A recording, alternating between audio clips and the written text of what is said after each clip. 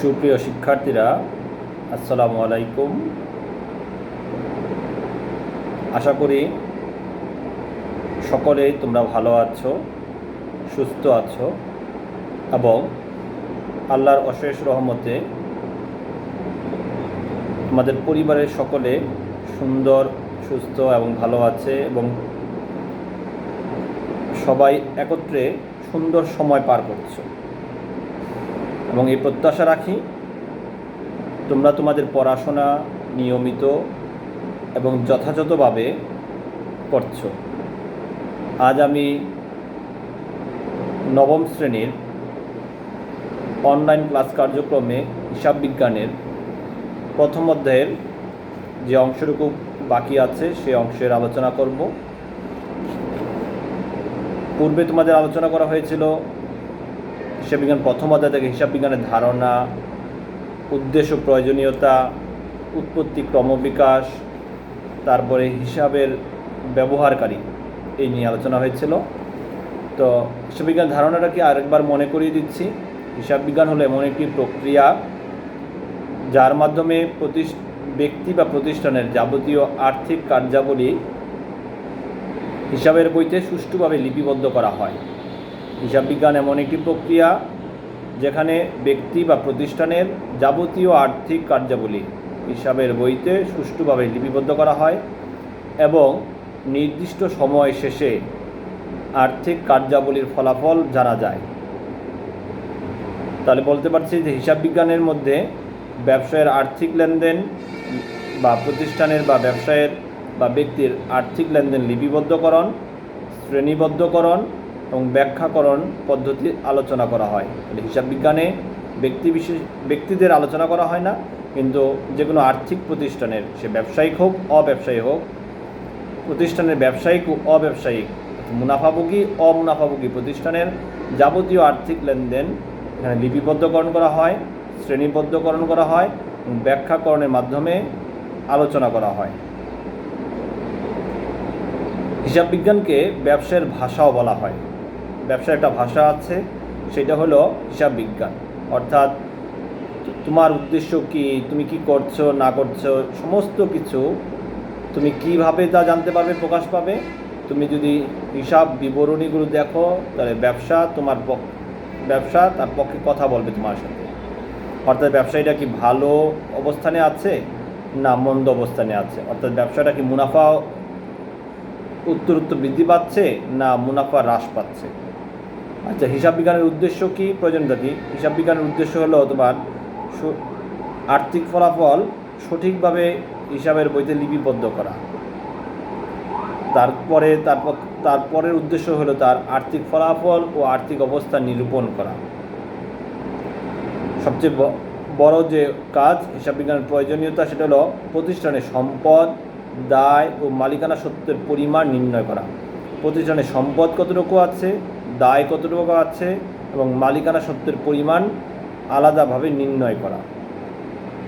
হিসাব বিজ্ঞানের মাধ্যমে প্রতিষ্ঠান বা ব্যক্তি বা আর্থিক প্রতিষ্ঠানসমূহ কী করে ব্যয় নিয়ন্ত্রণ কাজ সহজ হয়। তো সমস্ত কাজেই, আর্থিক সমস্ত কাজেই হিসাব বিজ্ঞানের কোনো বিকল্প নেই। তো সমস্ত কাজে উন্নতি বা অবনতির জন্য হিসাব রাখা জরুরি। হিসাব বিজ্ঞানের উৎপত্তি ক্রমবিকাশের আলোচনা হয়েছে। সভ্যতার সূচনা লগ্ন থেকেই মানুষ গাছের গুহায় দাগ কেটে, পাথরের চিহ্ন দিয়ে এভাবে কী করতো, হিসাব রাখত। যখন মানুষ সমাজবদ্ধভাবে বসবাস শুরু করলো, তাদের মধ্যে বিনিময় প্রথা শুরু হলো। বিনিময়ের মাধ্যমেও, বিনিময় প্রথাতেও সমস্যা তৈরি হয়, তখন মানুষের মধ্যে হিসাবের প্রয়োজনীয়তা বেশিভাবে প্রকট আকার ধারণ করে। পরবর্তীতে মুদ্রার প্রচলন হয় এবং ব্যবসা বাণিজ্যের প্রসার লাভ করতে থাকে। এরই প্রেক্ষিতে 1494 খ্রিস্টাব্দে লুকা পেসিওলি নামক একজন ব্যক্তি, যিনি ইতালীয় গণিতবিদ ছিলেন, যাকে হিসাব বিজ্ঞানের জনক বলা হয়, 1494 খ্রিস্টাব্দে লুকা পেসিওলি নামক একজন ইতালীয় গণিতবিদ সুম্মা ডি এরিথমেটিকা জিওমেট্রিয়া প্রপোর্শনিয়েট ও প্রপোর্শনালিটা নামে একটি বই লেখে, যার মধ্যে হিসাব বিজ্ঞানের মূল নীতি ডাবল এন্ট্রি সিস্টেম অর্থাৎ দুতরফা দাখিলা নিয়ে ব্যাখ্যা করা হয়। এটাই হিসাব বিজ্ঞানের মূল অংশ, মূল কথা এবং সমস্ত কিছু, যার উপর ভিত্তি করে সমস্ত আর্থিক প্রতিষ্ঠানগুলো হিসাব লিপিবদ্ধকরণ করে থাকে, শ্রেণীবদ্ধকরণ করে থাকে এবং ব্যাখ্যাকরণের মাধ্যমে সমস্ত আর্থিক ও অনার্থিক প্রতিষ্ঠানের সমস্ত উদ্দেশ্যগুলো বিশ্লেষণ করা হয়ে থাকে। তারপর হিসাব বিজ্ঞান ব্যবহারকারী কারা তা আমরা জেনেছিলাম। হিসাব বিজ্ঞানের ব্যবহারকারী দুই রকম, অভ্যন্তরীণ ব্যবহারকারী বা বাহ্যিক ব্যবহারকারী। অভ্যন্তরীণ ব্যবহারকারীকে মালিক ও ব্যবস্থাপক, যে প্রতিষ্ঠানের মালিক হয়, স্বত্বাধিকার, কর্ণধার তারা ব্যবহার করেন, এবং ব্যবস্থাপক যারা ব্যবসা পরিচালনা করেন। মালিক ও ব্যবস্থাপক একও হতে পারে, ভিন্ন হতে পারে। তারপরে বাহ্যিক ব্যবহারকারী, এই হিসাব তথ্যগুলো ঋণ প্রদানকারী, যারা আমার প্রতিষ্ঠানে ঋণ অর্থ সরবরাহ করে, ঋণ দেয়, ঋণ দান করে, তারা সরকারের জানা দরকার, যেহেতু আমি ট্যাক্স প্রদান করব বা সরকার থেকে আমি সুবিধা নিব, তার জন্য সরকারের জানা দরকার। পাওনাদার, আমাকে বাকিতে পণ্য বা মাল সরবরাহ করবে কিনা, সেই ক্ষেত্রে তারা বাকিতে দেওয়ার আগে আমার সক্ষমতা যাচাইয়ের জন্য আমার হিসাব তথ্য তারা যাচাই করে। কর্মচারী, কর্মকর্তা, অর্থাৎ কোনো প্রতিষ্ঠানে কেউ চাকরি করবে কি করবে না, বিভিন্ন সুযোগ সুবিধা উত্তরোত্তর বৃদ্ধি পাবে কি না, এই সমস্ত কাজের জন্য কর্মচারী, কর্মকর্তারা হিসাব তথ্য জেনে থাকে। আসো আজকে আজকের অংশে আলোচনা করি। এতক্ষণ তোমাদের পূর্বের আলোচনাগুলোর পূর্বে যে ক্লাসগুলো নেওয়া হয়েছিল সেটার এই প্রথম অধ্যায়ের তার অংশের আলোচনা হলো, যেন তোমাদের বুঝতে সহজ হয়।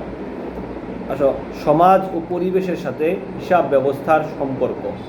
হিসাব বিজ্ঞান শুধু মুনাফা নির্ণয়ের জন্যই ব্যবহার করা হয় না। মুনাফা নির্ণয়ের পাশাপাশি ব্যবসা প্রতিষ্ঠান কর্তৃক সমাজ এবং পরিবেশেরও যাতে কোনো রকম ক্ষতি না হয়, হিসাব বিজ্ঞান সেদিকটাতেও অবদান রাখে।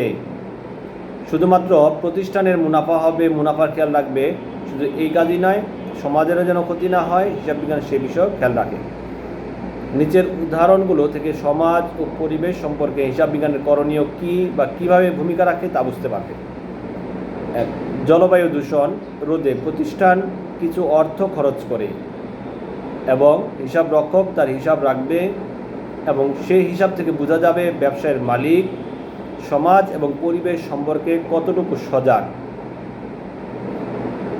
জলবায়ু রোধে যে ইন্ডাস্ট্রি বা ব্যবসা প্রতিষ্ঠান চালনার কারণে যে বৈশ্বিক পরিস্থিতির পরিবর্তন হচ্ছে, এগুলো শিল্প কারখানার উন্নতির কারণে হয়। এই জন্য ব্যবসায়ীরা কী করেন, জলবায়ু বা পরিবেশ রোধে যে ক্ষতি হচ্ছে কিছুটা এই শিল্প কারখানার কারণে, এগুলোর জন্য সে কী করে, তার মুনাফার কিছু অংশ পরিবেশ রক্ষার্থেও খরচ করে। আর এই জিনিসটা হিসাব ব্যবস্থাপক বা হিসাব রক্ষক সংরক্ষণ করে থাকে। বিশেষ করে তেল কোম্পানিগুলো বায়ু দূষণ রোধে অনেক ব্যয় করে থাকে। সারা বিশ্বে যে সমস্ত তেল কোম্পানিগুলো আছে, তেল শোধন করে, তেল আহরণ করে আনে, ভূগর্ভস্থ থেকে তেল আহরণ করে, এরপরে সেটা পরিশোধন করে, এতে যে বায়ু দূষণ হয়, এজন্য তেল কোম্পানিগুলো সবচেয়ে বেশি বায়ু দূষণ রোধে কাজ করে থাকে এবং অর্থ খরচ করে থাকে। শিল্প কারখানা থেকে নির্গত ধোঁয়া আশপাশের পরিবেশ ও মানব স্বাস্থ্যের ক্ষতি করে। এজন্য ব্যবসায়ের মালিক ও হিসাবরক্ষককে এর প্রতিরোধে অর্থ খরচ করতে হয়, হিসাব রাখতে হয়, এবং এই বিষয়ে সরকারের নিয়ম নীতিকে অনুসরণ করে চলতে হয়। যারা শিল্প কারখানা স্থাপন করে তাদেরকেও সরকারের যে সমস্ত নিয়মকানুন আছে, কতটুকু উপরে চুঙ্গি দিতে হবে, যেমন ইট ভাটাগুলো যেনভাবে গড়ে তুলে অল্প একটু উপরে চুঙ্গা দিয়েই ধোয়া ছেড়ে দেবে তা না, মিনিমাম একটি নির্দিষ্ট উচ্চতা আছে, সেই পরিমাণ, অর্থাৎ 70 ফিট বা 100 ফিট, এখন আগে ছিল 30 ফিট, এখন সেটা তার দ্বিগুণ করা হয়েছে, অর্থাৎ এখন 70 ফিটের নিচে দিলে হবে না। এই পরিমাণ উচ্চতার উপরে চুঙ্গা থেকে ধোঁয়া বেরোতে পারবে, তাহলে পরিবেশ ও মানব স্বাস্থ্যের জন্য তেমন কোনো ক্ষতিকর হবে না, তাও ক্ষতি হবে। এজন্য সরকারের নিয়ম নীতি অনুসরণ করে যে খরচ করতে হয়, সেই হিসাব ব্যবস্থার জন্য হিসাব বিজ্ঞান জরুরি। 3. পণ্য তৈরিতে স্বাস্থ্যসম্মত কাঁচামাল ব্যবহার করা হয়, যথাসম্ভব কম বিদ্যুৎ খরচ হয়, যন্ত্রপাতির শব্দ কম হয় এবং আবর্জনা সঠিক স্থানে ফেলতে হয়। এসব কাজ করার জন্য কিছু অর্থ খরচ করতে হয়। হিসাবরক্ষককে এই খরচের জন্য অর্থ বরাদ্দের পাশাপাশি ব্যয় করা অর্থের যথাযথ হিসাব রাখতেও হয়। পণ্য তৈরিতে যে সমস্ত কাঁচামাল ব্যবহার করব সেটার যথাযথ অর্থাৎ উপযুক্ত কাঁচামাল কিনা সেটা দেখতে হবে, এবং এই সময় কম বিদ্যুৎ খরচ করব। শিল্পে যন্ত্রপাতির শব্দ যেন কম হয় সেদিকে খেয়াল রাখবো। তারপরে এখান থেকে যে আবর্জনা, শিল্প আবর্জনা তৈরি হবে, ডাস্ট তৈরি হবে, সেই ডাস্ট যেন আবর্জনা যেন সঠিক স্থানে ফেলা হয় সেই বিষয়েও খেয়াল রাখতে হবে, এবং এই জন্য তাকে প্রয়োজনীয় ব্যবস্থা গ্রহণ করতে হয়। প্রতিটি ব্যবসা প্রতিষ্ঠানকে সামাজিক দায়বদ্ধতার অংশ হিসাবে সমাজের জন্য কিছু খরচ করতে হয়। যেমন গরিব ও মেধাবী ছাত্রদের বৃত্তি প্রদান, গরিব ও মেধাবী শিক্ষার্থীদের, এখন আর ছাত্র না বলে শিক্ষার্থী বলবে, গরিব ও মেধাবী শিক্ষার্থীদের বৃত্তি প্রদান। এই জন্য প্রতিষ্ঠান বছরে কত টাকা খরচ করলো তার হিসাব রাখতে হয়। তো আমরা সমাজ ও পরিবেশের সাথে হিসাব ব্যবস্থা কী সম্পর্ক তাও জানলাম। পূর্বে আমরা ব্যবহারকারী, উৎপত্তি, প্রয়োজনীয়তা এগুলো জেনেছি। আচ্ছা, মূল্যবোধ সৃষ্টিতে ও জবাবদিহি প্রক্রিয়ায় হিসাব বিজ্ঞানের ভূমিকাটা কী? মূল্যবোধ হলো ব্যক্তি ও সমাজের চিন্তা, চেতনা, বিশ্বাস, ধ্যান ধারণা প্রভৃতির সমন্বয় দীর্ঘদিন ধরে গড়ে ওঠা একটি মানদণ্ড। মূল্যবোধ হলো ব্যক্তি বা সমাজের চিন্তা চেতনা, আমি বা আমরা বা সমাজের সমস্ত মানুষ যে চিন্তা করে বা যে ধারণাকে বিশ্বাস রাখে, চেতনা থাকে তার মধ্যে, বিশ্বাস, ধ্যান ধারণা প্রভৃতির সমন্বয়ে দীর্ঘদিন ধরে গড়ে ওঠা একটি মানদণ্ড, যার দ্বারা মানুষ কোনো বিষয়ে ভালো মন্দ বিচার করে, ভালোকে গ্রহণ এবং মন্দকে বর্জন করে থাকে। তাহলে আমরা মূল্যবোধ সম্পর্কে জানলাম। অনেকে মূল্যবোধ বলে, তো সবাই জানা। তো তোমরা কমার্সে ব্যবসা শিক্ষার স্টুডেন্ট হিসাবে বেশি মূল্যবোধ সম্পর্কে জানা দরকার, অন্যদেরকেও বোঝানো দরকার মূল্যবোধ কী। এখন যদি প্রশ্ন করা হয় মূল্যবোধ কী, তখন আশা করি তোমরা বলতে পারবে মূল্যবোধ হলো ব্যক্তি বা সমাজের চিন্তা, চেতনা, বিশ্বাস, ধ্যান ধারণা প্রভৃতির উপর ভিত্তি করে বা প্রভৃতির সমন্বয়ে দীর্ঘদিন ধরে গড়ে ওঠা একটি মানদণ্ড। মানুষের মধ্যে যে একটা বিশ্বাস আছে, যে ভাবনা আছে, চিন্তা আছে, এগুলোর মাধ্যমে সমন্বয়ে গড়ে ওঠে একটি মানদণ্ড, যার দ্বারা মানুষ কোনো বিষয়ে ভালো বা মন্দকে বিবেচনা করে, বিচার করে ভালোকে গ্রহণ এবং মন্দকে বর্জন করা যে একটা অবস্থান তৈরি হয়, সেটাকে বলা হয় মূল্যবোধ। নিচে মূল্যবোধ সৃষ্টিতে হিসাব বিজ্ঞান কীভাবে সহায়তা করে তা ব্যাখ্যা করা হলো। সততা ও দায়িত্ববোধের বিকাশ। মূল্যবোধ সৃষ্টিতে হিসাব বিজ্ঞান কী করে? সততা ও দায়িত্ববোধ বিকাশ করে। হিসাব বিজ্ঞানের ক্ষেত্রে হিসাব বিজ্ঞানের রীতিনীতি ও কলাকৌশল যথাযথভাবে অনুসরণ করা হলে আর্থিক দুর্নীতি, জালিয়াতি, সম্পদ ইত্যাদির উপর নিয়ন্ত্রণ থাকে। যদি আমার মধ্যে সততা থাকে, অর্থাৎ সঠিকভাবে হিসাব সংরক্ষণ করি, তাহলে আমি কী করব? আর্থিক দুর্নীতি, জালিয়াতি এবং সম্পদের ব্যাপারে আমার নিয়ন্ত্রণ থাকবে, এবং আমার সততার ব্যাপারে আমি স্বচ্ছ থাকব, এবং হিসাবের স্বচ্ছতা বৃদ্ধি পায়। আর বছরের পর বছর এর অনুসরণের মাধ্যমে সংশ্লিষ্ট ব্যক্তিরাও দায়িত্ববোধে বিকশিত হয়, তার দায়িত্বজ্ঞান বাড়ে, তার দায়িত্ব ব্যাপারে সে আরও বেশি সচেষ্ট হয়।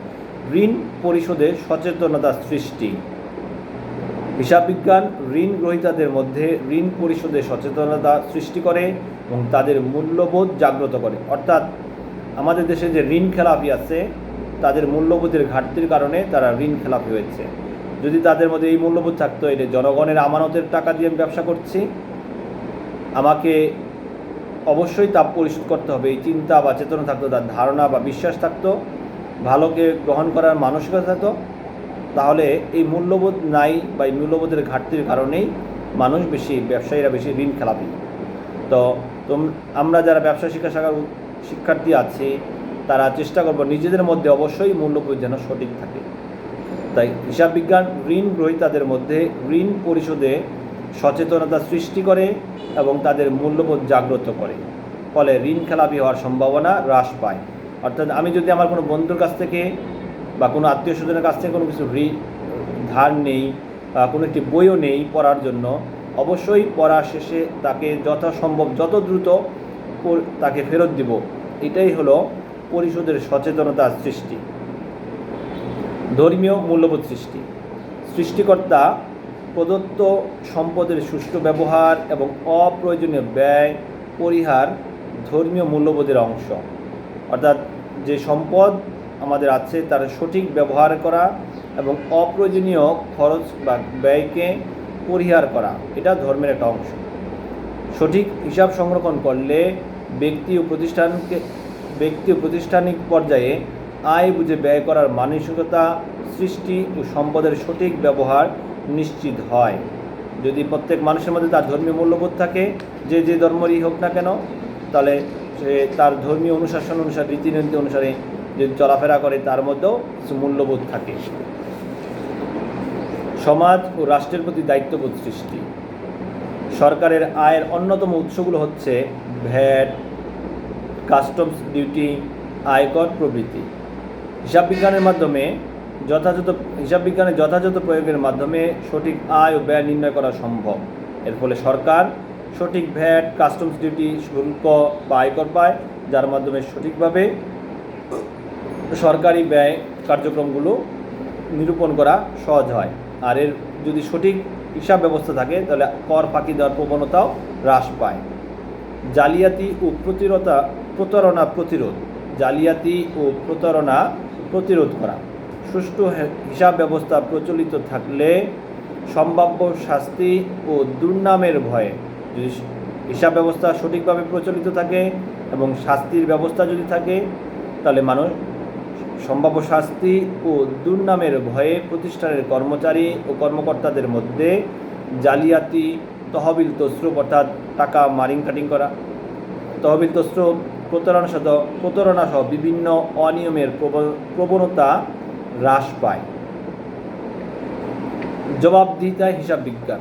এতক্ষণ যা দেখলাম তাহলে মূল্যবোধে কী আছে, হিসাব বিজ্ঞান কীভাবে মূল্যবোধে ভূমিকা রাখে। সততা ও দায়িত্ববোধের বিকাশ হিসাব ব্যবস্থার মাধ্যমে প্রকাশ পায়। ঋণ পরিশোধে তার আগ্রহ বৃদ্ধি হয়।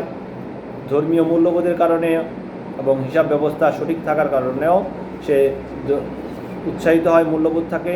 সমাজ ও রাষ্ট্রের প্রতি দায়িত্ববোধের কারণে তার মূল্যবোধ তৈরি হয়। জালিয়াতি ও প্রতারণা প্রতিরোধেও হিসাব সঠিকভাবে সংরক্ষণ করলে এটাও মূল্যবোধ সৃষ্টিতে ভূমিকা রাখে। জবাবদিহিতায় হিসাব বিজ্ঞান। কোনো কার্য সম্পাদনে দায়িত্ব সুনির্দিষ্ট হলে, যদি আমাকে সুনির্দিষ্ট কোনো দায়িত্ব দেওয়া হয়, কাজের ফলাফলের জন্য সংশ্লিষ্ট ব্যক্তিকে তার কাজের জন্য দায়ী করা হয়। আমি যদি যেমন যে বিষয় শিক্ষক, আমার বিষয়ে যদি কোনো শিক্ষার্থী খারাপ করে, তাদের ফলাফলের যদি অবনমন হয়, তাহলে আমি সেই বিষয়ে জবাবদিহির জন্য বাধ্য। তা আমাদের দায়িত্ব হলো, যার যে দায়িত্ব, একজন শিক্ষকের দায়িত্ব তার সঠিক শিক্ষাদান করা, একজন শিক্ষার্থীর দায়িত্ব শিক্ষকের কাছ থেকে সঠিকভাবে পড়া বুঝে নেওয়া, এবং একজন সন্তানের দায়িত্ব তার বাবা মা যে দায়িত্ব তাকে দিয়েছে, যে কাজ তাকে দিয়েছে, তা সঠিকভাবে পুঙ্খানুপুঙ্খভাবে পালন করা। তাতে তার পড়াশোনার সময় পড়াশোনা করা এবং মা বাবার প্রতি যে দায়িত্ব আছে সেইগুলো পালন করা, এবং সমাজের প্রতি তার যে দায়িত্ব আছে তা পালন করা। নিজের কাজের জন্য তৃতীয় পক্ষের নিকট দায়বদ্ধতাই জবাবদিহিতা। আমি আমার যে কাজ করি, শিক্ষক বা শিক্ষার্থী বা একজন চাকুরিজীবী, যে তার যে দায়িত্ব দেওয়া আছে, যে দায়িত্বের জন্য তাকে নিয়োগ করা হয়েছে, অন্যের নিকট যদি কোনো দায়বদ্ধ থাকে, সেটাই হলো জবাবদিহিতা। নিজের কাজের জন্য তৃতীয় পক্ষের নিকট দায়বদ্ধতাই হলো জবাবদিহিতা। যেমন আমার দায়বদ্ধতা হলো তোমাকে ভালো শিক্ষাদানের মাধ্যমে তোমার ভালো ফলাফল অর্জনের ব্যবস্থা করা বা সচেষ্ট থাকা, এটা হলো আমার দায়বদ্ধতা। আমি যদি এটা অন্য কারো কাছে, যেহেতু আমার দায়বদ্ধ আমার কর্তৃপক্ষের নিকট, এটাই হলো আমার জবাবদিহিতা। এই জবাবদিহিতা কার্যক্রমকে গতিশীল রাখার ক্ষেত্রে হিসাব বিজ্ঞানের ভূমিকা রয়েছে। ব্যবসা প্রতিষ্ঠানের অভ্যন্তরীণ জবাবদিহিতা। আধুনিক বিকেন্দ্রীকরণ ব্যবস্থায় আয়, ব্যয় ও বিনিয়োগের জন্য নির্দিষ্ট ব্যক্তিগণকে পূর্ণ ক্ষমতা দেওয়া হয়, যাতে করে দায়িত্বশীল বা দায়িত্ব পালনে পূর্ণ মনোযোগ প্রদানে সম্ভব হয়। প্রত্যেক ব্যক্তিকে যে দায়িত্ব দেওয়া হয়েছে তার উপর পূর্ণ ক্ষমতা দেওয়া থাকে এবং সে তার দায়িত্ব পালনে পূর্ণ মনোযোগী যেন হয় সেই জন্য ব্যবস্থা করে, এবং নির্দিষ্ট হিসাবকাল শেষে অর্পিত দায়িত্বের ফলাফল সম্পর্কে ঊর্ধ্বতন কর্তৃপক্ষের প্রশ্নের জবাব প্রদানও সক্ষম হয়। যদি সঠিকভাবে সঠিক হিসাব রাখা হয় তাহলে ঊর্ধ্বতন কর্তৃপক্ষ যখন কোনো জবাব চাবে লাভ বা ক্ষতি সম্পর্কে, তাহলে আমি সঠিক ব্যবস্থা গ্রহণ করতে পারবো এবং সঠিক উত্তর প্রদান করতে পারব। মালিক, ঋণদাতা ও বিনিয়োগকারীদের নিকট জবাবদিহিতা। একজন প্রতিষ্ঠানের হিসাব ব্যবস্থাপক হিসেবে মালিকের নিকট, ঋণদাতাদের নিকট, বিনিয়োগকারীদের নিকটও জবাবদিহি রয়েছে। প্রতিষ্ঠানের হিসাব রক্ষণ ও ব্যবস্থাপনায় নিয়োজিত ব্যক্তিবর্গের এই মর্মে জবাবদিহি করতে হয় যে প্রস্তুতকৃত বিবরণীতে প্রতিষ্ঠানের সঠিক চিত্র তুলে ধরা হয়েছে কিনা। অনেক সময় একটু উচ্চমাত্রায় মুনাফা দেখিয়েও হিসাব তৈরি করা হয়, যা প্রতিষ্ঠানের জন্য ক্ষতিকর। এজন্য সঠিক চিত্র তুলে ধরা হয়েছে কিনা, বিনিয়োগকৃত অর্থের সঠিক ব্যবহার কতটুকু নিশ্চিত হয়েছে, অর্জিত মুনাফা ও প্রাক্কলিত মুনাফার সঙ্গতি রক্ষা করা হয়েছে কিনা ইত্যাদি বিষয়ে জবাবদিহি করতে হয়। এরূপ জবাবদিহিতার অনুপস্থিতিতে আর্থিক, অনার্থিক সকল ক্ষেত্রে চরম বিশৃঙ্খলা ও অবনতি পরিলক্ষিত হয়। যদি এই কাজগুলি সঠিকভাবে না করা হয় তাহলে বিশৃঙ্খলা দেখা দেয় এবং প্রতিষ্ঠানের অবনতি পরিলক্ষিত হয়। সরকারের নিকট জবাবদিহিতা। সরকার কর্তৃক নির্ধারিত বিভিন্ন নিয়মনীতি যথাযথভাবে পালন করতে প্রতিষ্ঠান পরিচালিত হচ্ছে কিনা এবং যথাযথভাবে শুল্ক, ভ্যাট ও কর পরিশোধ করছে কিনা তা দেখার অধিকার সরকারের সংশ্লিষ্ট পক্ষসমূহের রয়েছে। একটি সরকার কর্তৃক নির্ধারিত বিভিন্ন নিয়মনীতি, সরকার যে একটা সার্বভৌম রাষ্ট্রের মধ্যে যখন আমি ব্যবসা করব, তাহলে ওই সার্বভৌমের মধ্যে যে সরকার যে নিয়মনীতি আদেশ নিষেধ দিয়েছে সেগুলো নিয়মনীতি যথাযথভাবে পালন করছি কিনা এবং যথাযথভাবে সরকারকে আমি শুল্ক, ভ্যাট, কর পরিশোধ করছি কিনা তা দেখার জন্য সরকারের সংশ্লিষ্ট পক্ষসমূহ রয়েছে। যথাযথভাবে হিসাব সংরক্ষণের মাধ্যমে এই জবাবদিহিতাও নিশ্চিত করা সম্ভব। তো আশা করি শিক্ষার্থীরা তোমরা পূর্বের আলোচনার সাথে যদি একটু আলোচনা তোমাদেরকে মনে করে দিয়েছি, এবং আজকের যে আলোচনা ছিল সমাজ ও পরিবেশে হিসাব ব্যবস্থার সম্পর্ক কী, মূল্যবোধ সৃষ্টিতে হিসাব বিজ্ঞানের ভূমিকা কী, জবাবদিহিতার ক্ষেত্রেও হিসাব বিজ্ঞানের ভূমিকা কী। তো আশা করছি শিক্ষার্থীরা তোমরা এই অধ্যায়টুকু ভালোভাবে বুঝতে পেরেছ। এই অধ্যায় থেকে কোনো সৃজনশীল প্রশ্ন হয় না, তবে বহু নির্বাচনী প্রশ্ন হয় এবং পরবর্তীতে তোমরা যেন পরবর্তী অধ্যায়গুলো ভালোভাবে বুঝতে পারো তোমাদের কাজ কী, হিসাব বিজ্ঞানের ভূমিকাটা কী, দায়িত্ব কী, এই জন্য এই আলোচনা হলো। তো তোমরা সকলে সুস্থ থাকো, ভালো থাকো, এই আশাবাদ ব্যক্ত করে এখানে শেষ করছি। আল্লাহ হাফেজ, আসসালামু আলাইকুম।